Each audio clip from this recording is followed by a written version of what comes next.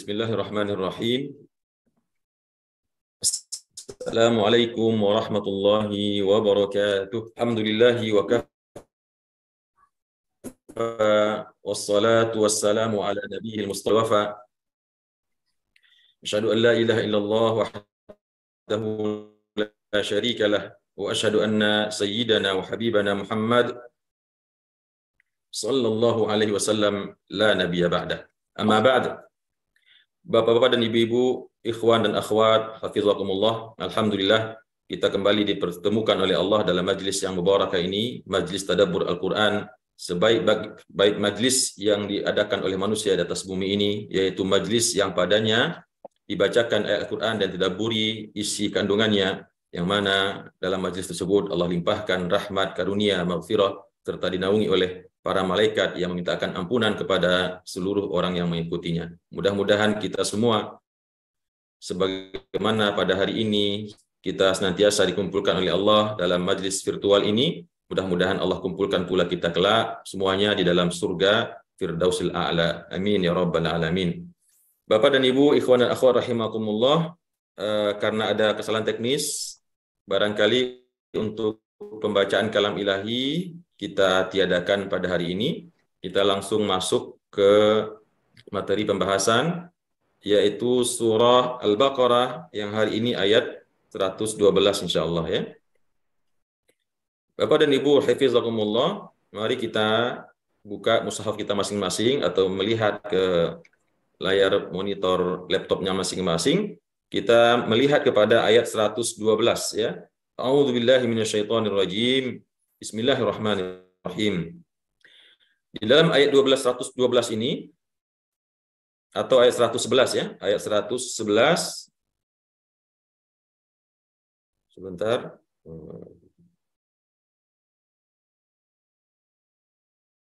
ayat 112 ya, maaf.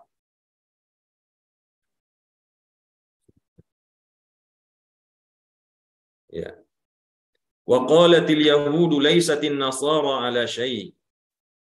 Masih bercerita tentang orang Yahudi ya, orang Yahudinya yang ada pada zaman Bani Israel. Bapak dan Ibu, ketika kita berinteraksi dengan ayat-ayat Al-Quran di surah Al-Baqarah ini, yang dari awal kemarin kita berbicara tentang Bani Israel dan Yahud, mulai ke sini kita semakin bisa menarik kesimpulan betapa Allah kalau berbicara tentang Yahud lebih cenderung untuk mensifati orang-orang Bani Israel, keturunan Bani Israel yang ada di Madinah, yang mengitari Rasulullah SAW dan mengingkari dakwahnya Nabi Muhammad SAW. Tapi kalau Bani Israel di ayat sebelumnya itu lebih spesifik ditujukan kepada kaumnya Nabi Musa alaihissalam. Meskipun dua-duanya sama ya, orang Bani Israel juga disebut dengan orang Yahudi. Tapi semakin ke sini kita melihat Allah ketika berbicara tentang al-Yahud, orang Yahudi di sini lebih menekankan kepada orang-orang Yahudi yang ada di Madinah. Kemudian waqalatil yahudu laisatin nasara ala syai'. Orang-orang Yahudi berkata, orang Nasrani itu tidak mempunyai apa-apa. Maksudnya tidak mempunyai apa-apa itu tidak berdiri di atas apapun berupa kebenaran. Artinya iman mereka itu iman yang tidak benar, iman mereka itu adalah iman yang salah, yang iman yang sesat. Atau bisa juga dikatakan orang-orang Nasrani yang ada di Madinah sekarang ini, yang juga menjadi pesaing mereka, itu adalah Nasrani yang telah sesat menurut orang Yahudi. Sehingga mereka mengatakan, orang Yahudi berkata, tidaklah orang Nasrani yang sekarang ada di Madinah ini berdiri di atas sesuatu pun yang benar daripada kitab Injilnya mereka. Atau bisa mengatakan secara umum semuanya orang Nasrani itu, baik yang dulu maupun sekarang, tidak berdiri di atas iman yang benar. Artinya agamanya Nasrani itu nggak ada apa-apanya. Iman yang tidak benar, iman yang sesat, dan lain sebagainya. Begitu dakwaan orang Yahudi. Kemudian dibalas oleh orang Nasrani, wa qalatin nasara. Demikian juga orang-orang Nasara berkata, laisatil yahudu ala syai'. Orang Nasara mengatakan, ya bahkan yang tidak berdiri di atas iman yang benar itu adalah orang Yahudi sendiri. Jadi saling berbalas-balasan, saling tuduh-menuduh. Kata orang Yahudi, orang Nasrani tidak memiliki iman yang benar. Imannya ngawur, begitu lebih kurang. Dan dibalas oleh orang Nasrani, justru orang Yahudi lah yang ngawur. Imannya tidak berdiri di atas pondasi yang kokoh, keimanan yang benar pada Allah. Ya, jadi kalau dibaca sebab turunnya ayat ini, di antaranya yang didapatkan dalam buku tafsir adalah ketika pemuka-pemuka agama Nasrani, rahib-rahibnya agama Nasrani yang berasal dari negeri Najran, sebuah negeri yang ada di dataran Arab Saudi atau Jazirah Arab, sedang datang kepada Rasulullah SAW, entah itu berdiskusi atau entah sedang berdebat. Tiba-tiba datang orang-orang Yahudi, ya, melihat Nasrani dekat-dekat dengan Nabi, kemudian mereka langsung nimbrung dan memotong pembicaraan. Mereka mengatakan, ini orang-orang Nasrani omong kosong semua begitu. Orang-orang Nasrani ini omong kosong semua, ngarang-ngarang cerita, agamanya nggak benar, atau bahkan mereka sendiri nggak pernah benar menjalankan agamanya. Mendengar perkataan orang Yahudi ini, orang Nasrani tentu marah dan balik mengatakan, justru kalian orang-orang Yahudi yang tidak memiliki kebenaran dalam agama kalian. Kalian yang omong kosong, kalian yang mengarang-garang agama kalian, ya, atau kalian yang telah merubah agama kalian. Jadi saling berbantah-bantahan. Wahum yatluna kitab. Dan padahal mereka membaca Alkitab. Alkitab di sini adalah kitabnya masing-masing, ya. Kitab Taurat, orang Nasrani membaca kitab Injil, orang orang Yahudi membaca kitab Taurat, di mana Alkitab tersebut satu sama lain sebetulnya saling menguatkan. Injil membenarkan agama yang terdapat dalam Taurat, ajaran-ajaran Taurat, dan sebaliknya Taurat juga telah memberitahukan bahwasanya akan datang Nabi Isa dengan segala ajarannya yang tidak banyak berbeda dengan At-Taurat. Tapi mereka saling mencemooh, saling mendiskreditkan, saling menghina dan mengejek. Padahal kata Allah, mereka itu semua membaca Alkitab, ya. Mereka membaca kitab-kitab mereka, dan terdapat dalam kitab mereka itu, kalau masing-masing agama itu adalah, atau ajaran itu adalah ajaran yang dibawa oleh Nabi mereka masing-masing, yang di masing-masing kitab mereka terdapat cerita tentang Nabi Musa dan Nabi Isa beserta ajarannya. Kemudian kata Allah, kadzalika qala alladziina la ya'lamuuna mithla qaulihim. Demikianlah qala alladziina, berkata orang-orang yang tidak mengetahui, mithla qaulihim, seperti perkataan mereka. Nah, di sini para ahli tafsir berbeda pendapat. Ada yang mengatakan demikianlah berkata orang-orang yang tidak tahu. Orang-orang yang tidak tahu di sini ada yang mengatakan orang-orang agama lain selain Yahudi dan Nasrani, atau orang-orang Yahudi dan Nasrani yang sebelum masa-masa orang Yahudi yang ada di Madinah, dan ada juga yang mengatakan seperti pendapatnya At-Tabari dalam tafsirnya, yang dimaksud dengan orang-orang yang tidak tahu di sini adalah orang-orang musyrik, ya, orang-orang kafir yang ada di Makkah atau di Madinah, yang tidak beriman dengan dakwah Rasulullah SAW, selain orang Yahudi dan orang Nasrani, yang juga berkata seperti dengan perkataan orang Yahudi dan Nasrani tadi, tapi yang dia katakan itu kepada Nabi Muhammad. Mereka mengatakan Muhammad itu agamanya omong kosong, agamanya nggak ada apa-apanya, agamanya tidak benar, agamanya kebohongan semua. Demikian juga kata Allah, orang-orang yang tidak punya ilmu, yang tidak mengetahui, berkata seperti perkataan orang Yahudi dan orang Nasrani di atas. Kemudian kata Allah, fallahu yahkumu bainahum yaumal qiyamah. Maka biarlah mereka saling berbantah-bantahan, biarlah mereka saling tuduh-menuduh, olok-memperolok dan ejek-mengejek. Yang jelas kata Allah, fallah, maka Allah akan mengadili di antara mereka. Allah akan putuskan siapa yang salah, siapa yang benar, yaumal qiyamah, pada hari kiamat, fima kanu fihi yakhtalifun, tentang apa-apa yang mereka itu berselisih di dalamnya, yang mengatakan kami yang benar, kamu yang salah, ya, atau menuduh Nabi Muhammad beserta kaumnya yang sesat dan lain sebagainya. Kata Allah, ini kelak nanti hari kiamat Allah akan memutuskan, ya, akan Allah tunjukkan siapa yang benar dan siapa yang salah. Nah, ini sebagaimana yang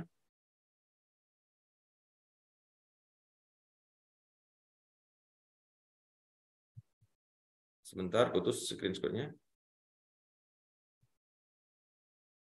Ya, ini sebagaimana yang dikatakan oleh Allah Subhanahu wa taala dalam surah Al-Hajj ayat 17, ya, a'udzubillahi minasyaitonir rajim, innal ladzina amanu wal ladzina hadu was-sabiin wan nasara wal majus, semua agama disebut di sini.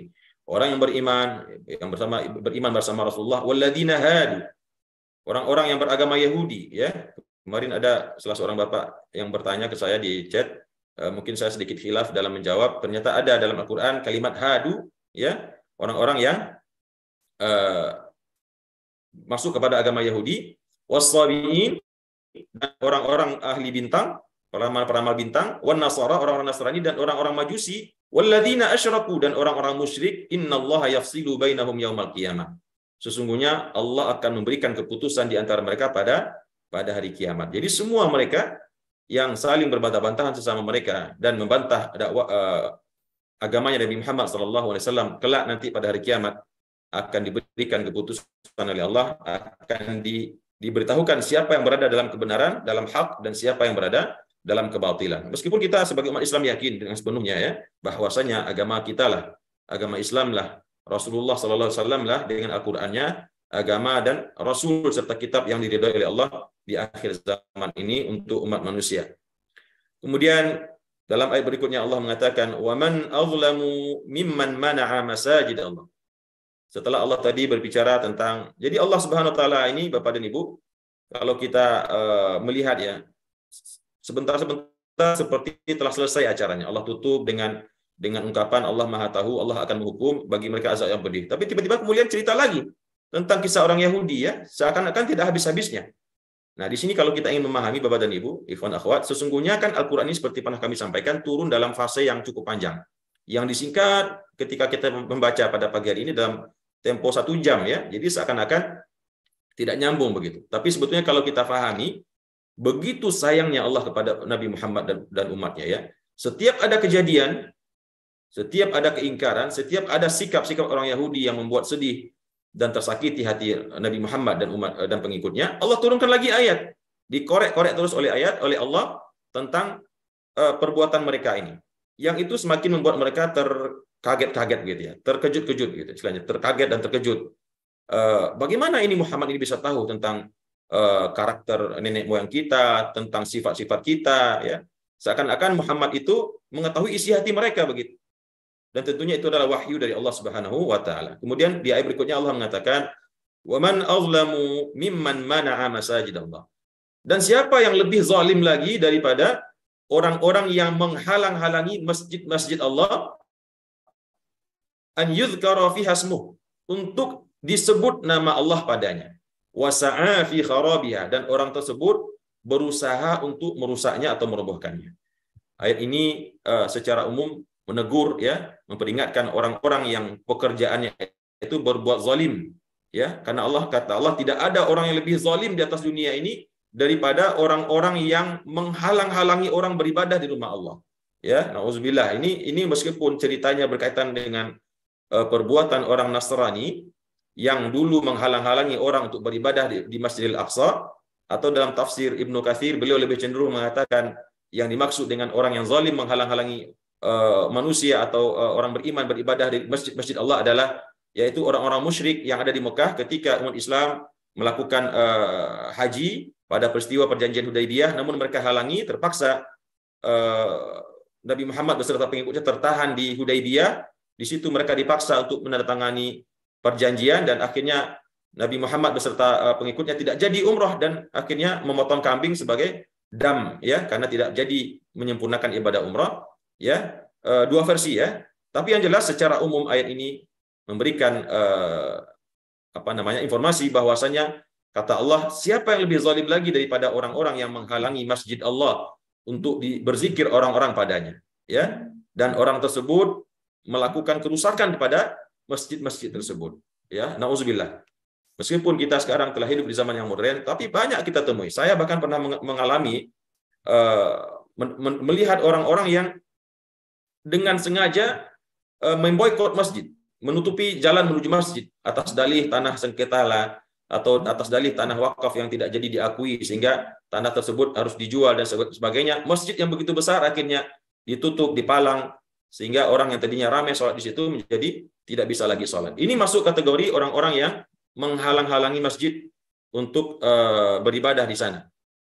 Dan bukan sekedar menghalangi, tapi menghancurkan masjid ya, berbuat kerusakan.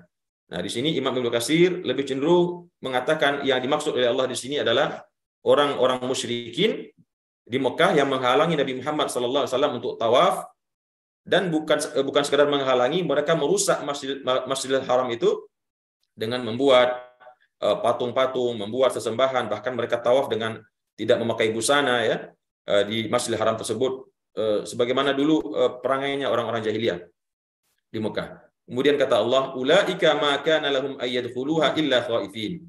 mereka itu orang-orang yang merusak, yang menghalangi masjid Allah dan merusak masjid Allah, maka lahum an yadkhuluha illa khaifin. Mereka itu tidak akan pernah nanti bisa memasukinya lagi kecuali dalam keadaan ketakutan. Nah, di sini makanya potongan ayat ini lebih mengantarkan kita kepada pemahaman bahwasanya yang merusak masjid di sini yang dimaksud adalah orang-orang Nasrani, ya, atau bisa juga orang-orang musyrik, karena setelah itu seakan-akan ini adalah berita daripada Allah, kabar daripada Allah bahwanya sebentar lagi orang-orang yang menghalang-halangi masjid untuk beribadah orang mukmin padanya dan merusaknya, sebentar lagi mereka tidak akan bisa memasuki masjid tersebut kecuali dalam keadaan ketakutan, kecuali dalam keadaan membayar jizyah, membayar pajak kalau pengen masuk ke masjid, ya, dan bahkan tidak bisa lagi masuk. Dalam Al-Quran dikatakan sesungguhnya orang-orang musyrik itu adalah najis, maka mulai hari itu mereka tidak boleh masuk ke Masjidil Haram. Lahum fid dunya khizyun, dan bagi mereka orang-orang yang menghalang-halangi rumah Allah untuk berzikir padanya dan mengerusaknya, kata Allah, bagi mereka di dunia itu kehinaan, ya, dihinakan mereka. Kalau yang dimaksud di sini adalah orang-orang kafir, hina mereka. Begitu terjadi Fathu Makkah, orang-orang yang selama ini menyombongkan diri, ya, menyakiti umat Islam, mengintimidasi, menantang, begitu terjadi Fathu Makkah, mereka semua tertunduk, ya, tertunduk ketakutan. Tapi Masya Allah, Nabi Muhammad SAW dengan kemuliaan akhlaknya, beliau mengatakan, ya, afallahu amma salaf, Allah telah ampuni, Allah telah maafkan apa-apa yang telah berlalu, maka sekarang barang siapa yang ingin mendapatkan keamanan, masuklah kepada Islam. Yang ingin beriman, berimanlah. Kalau yang ingin aman bahkan disuruh masuk ke rumah Abu Sufyan, begitu. Abu Sufyan yang tadinya sebetulnya gembongnya orang-orang kafir Quraisy, tapi kan Abu Sufyan begitu melihat bala tentara Rasulullah masuk Fathu Makkah, dia beriman. Nah, untuk supaya kaumnya merasa tenang, tidak ketakutan, kata Rasulullah, barang siapa yang ingin selamat silahkan masuk ke rumah Abu Sufyan, karena siapa yang masih di luar dan mengangkat pedang akan dihabisi semua oleh pasukan Rasulullah Sallallahu Alaihi Wasallam, kecuali orang-orang yang menyerah, ya, tidak akan disakiti sama sekali oleh Rasulullah. Meskipun mereka beriman atau tidak beriman, maka yang beriman tentunya otomatis menjadi saudaranya umat Islam. Yang tidak beriman, maka mereka akan keluar, terusir, terhina, dan harus membayar jizyah setiap bulannya kepada umat Islam. Walahum fil akhirati adzabun azim, dan bagi mereka nanti di akhirat azab yang sangat besar, ya. Tentunya Allah menyiapkan azab yang sangat pedih, yang sangat besar kepada orang-orang yang kerjaannya di atas dunia suka menghalang-halangi orang datang ke masjid, ya, atau suka membuat masjid itu tidak bisa didatangi oleh manusia dengan merusak jalannya kah, dengan merusak fasilitasnya kah, dan lain-lain sebagainya. Kemudian kata Allah, walillahil masyriq wal maghrib, dan bagi Allah lah, atau Allah lah yang punyai arah timur dan arah barat. Jadi mau di timur, mau di barat, itu punya Allah semuanya, ya, bukan berarti timur barat saja, utara selatan juga demikian, gitu. Fa aina ma tuwallu, maka dimanapun engkau menghadapkan wajahmu, fa thamma wajhullah, maka disitulah terdapat wajah Allah. Wajah Allah di sini termasuk maksudnya kiblat, ya. Artinya Allah lah yang memiliki utara, timur, dan Allah yang memiliki barat. Maka dimanapun kalian berada, kemanapun kalian palingkan wajah kalian, maka di sana adalah kiblat. Ya, ayat ini tadinya adalah sebelum adanya kiblat Nabi Muhammad SAW ke Makkah. Jadi waktu itu ketika Nabi Muhammad hijrah ke Madinah dan mereka belum mendapat perintah untuk sholat menghadap ke Ka'bah, ke Masjidil Haram, mereka terpaksa mengikuti kiblatnya orang-orang Yahudi, yaitu menghadap ke Masjidil Aqsa.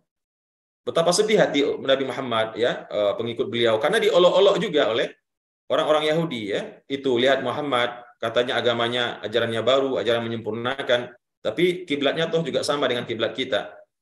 Kemudian tidak lama setelah itu turunlah wahyu oleh Allah, dari Allah yang memerintahkan Nabi Muhammad SAW dan pengikutnya untuk memalingkan mukanya dari timur menuju ke barat, menghadap ke Makkah Al-Mukarramah, ke Masjidil Aqsa. Lalu orang Yahudi tetap mengkritik lagi. Itu kenapa itu Muhammad dan pengikutnya dalam sholat bisa-bisanya merubah kiblat, begitu, ya? Apa yang terjadi, ya? Mereka menghadap Baitul Maqdis salah, berpaling meninggalkan Baitul Maqdis menghadap kiblat bapak moyang mereka atau kakek mereka Nabi Ibrahim juga dicemooh dan dikritik. Lalu turunlah ayat ini, Allah mengatakan, Allah yang memiliki timur, Allah yang memiliki barat, mau kemana saja kita menghadap, ya, maka di sanalah terdapat wajahnya Allah. Artinya di sini juga para mufassir mengeluarkan hukum fikih bahwasanya ayat ini turun untuk memberikan keringanan Nabi Muhammad SAW seandainya nanti melakukan perjalanan di tengah hutan, di tengah padang pasir, maka jika kita tidak mengetahui secara pasti arah kiblat di mana, maka dibolehkan kita mengira-ngira meskipun itu tidak pasti. Karena apa? Karena Allah mengatakan, fa aina ma tuwallu fa thamma wajhullah. Kemanapun kita hadapkan wajah kita ini, maka di sanalah terdapat wajahnya Allah, di sanalah kiblat kita menghadap Allah Subhanahu wa taala. Innallaha wasi'un alim. Dan sesungguhnya Allah itu maha luas lagi maha mengetahui. Allah maha luas, di mana saja Allah ada. Maha luas kekuasaannya, maha luas wajahnya, maha luas rahmatnya, ya. Dan Allah juga maha mengetahui kemanapun kita menghadap. Allah tahu bahwasanya kita sedang menundukkan hati dan jiwa kita kepadanya. Kemudian Bapak dan Ibu, ikhwanul akhwat rahimakumullah, ternyata belum selesai Allah mengungkit-ungkit, mengorek-ngorek tentang penyakit orang Yahudi atau orang Nasrani ini. Ayat 116 kembali Allah sebutkan satu lagi permasalahan mereka ini. Wa qalu ittakhadallahu walada. Kemudian mereka berkata, mereka di sini adalah orang-orang Nasrani, ya. Ittakhadallahu walada. Allah itu mempunyai anak. Allah telah mengambil seorang anak, arti Allah melahirkan seorang anak. Maksudnya bukan Allah yang melahirkan dari perutnya, bukan. Tapi yang jelas Allah berarti punya istri dan dari istri keluarlah anak. Nauzubillah, ya. Nauzubillah, teman nauzubillah. Subhanah. Maha suci Allah daripada perkataan orang-orang Nasrani yang mengatakan Allah punya anak, ada Tuhan Bapa, ada Tuhan Ibu, ada Tuhan anak. Ya, subhanah kata Allah. Maha suci Allah. Begitu keji tuduhan mereka kepada Allah yang mengatakan Tuhan punya anak, ya, Tuhan punya istri dan lain sebagainya. Kemudian kata Allah, Maha suci Allah, ballahu, bahkan bagi Allah itu ma fis samawati wal ard. Baginya apa saja, semua yang ada di langit dan semua yang ada di bumi, kullul lahu qanitun. Semuanya beribadah kepada Allah dalam keadaan tunduk. Apa korelasinya dengan perkataan sebelumnya?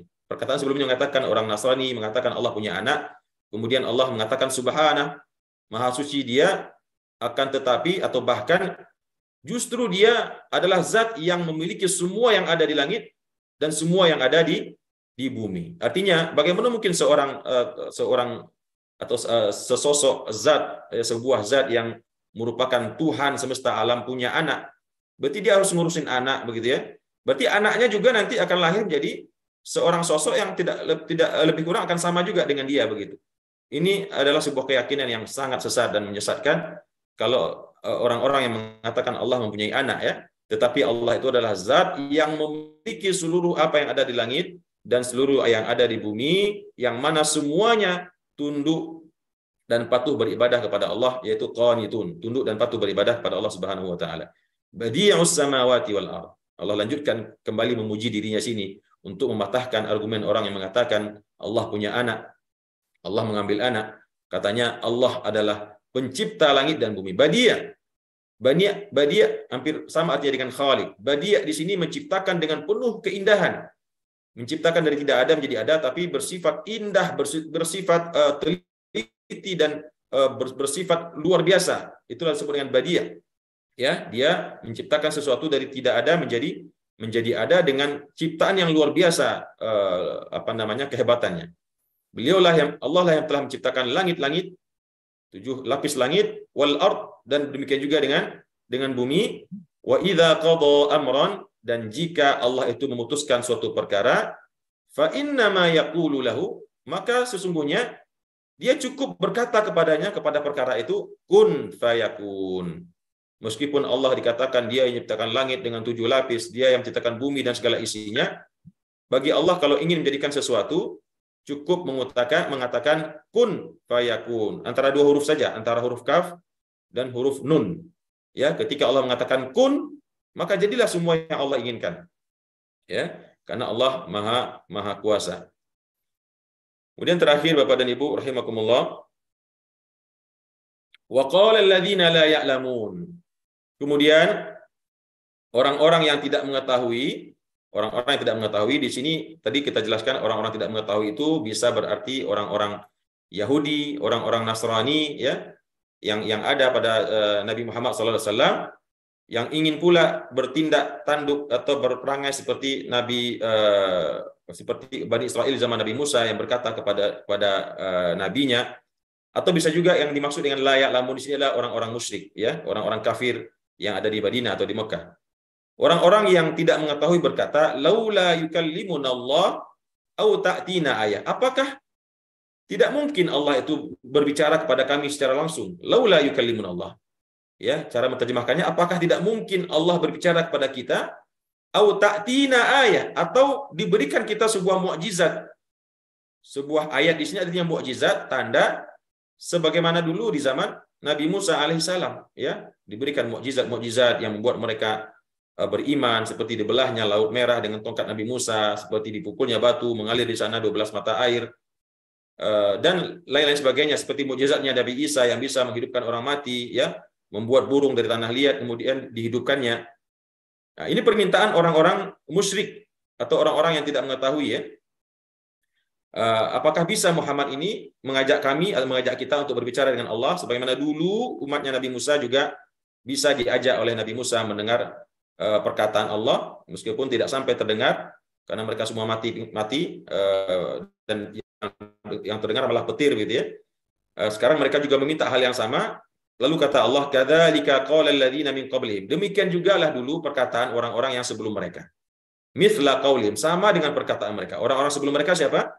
Orang-orang Bani Israel, orang-orang Nasrani pada zaman Nabi Musa dan Nabi Isa yang suka membantah, suka menolak, suka ingkar, bahkan mengajukan permintaan-permintaan yang bersifat ta'jiziyah ya, yang melemahkan, yang tujuannya mencari alasan saja. Nah, demikian kata Allah, kadzalika qala alladziina min qablihim mithla qaulihim.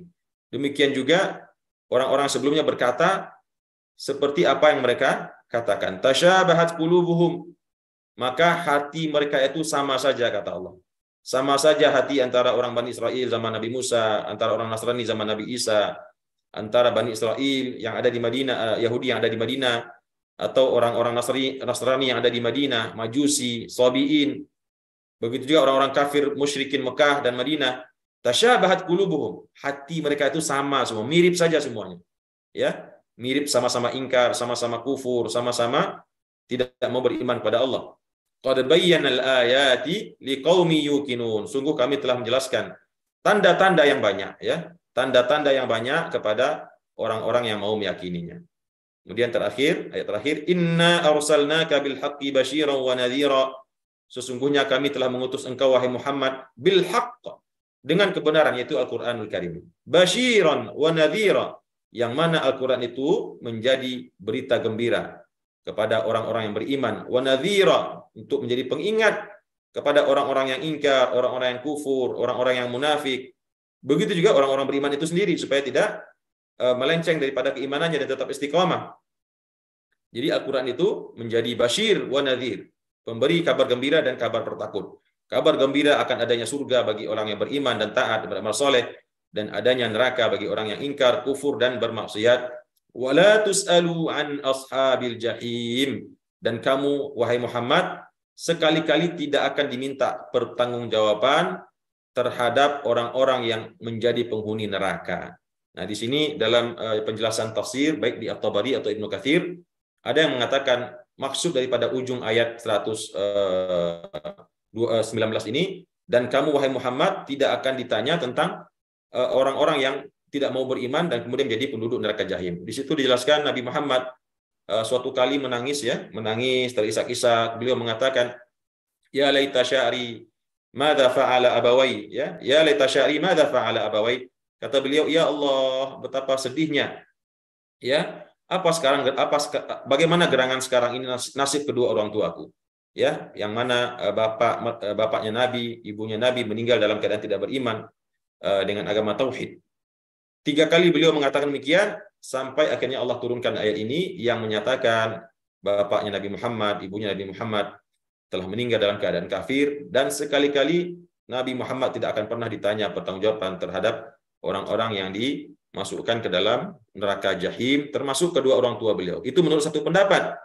Meskipun ada pendapat yang lain yang mengatakan mustahil Nabi Muhammad berasal dari sulbi, dari dari sperma atau perut rahim seorang yang kafir.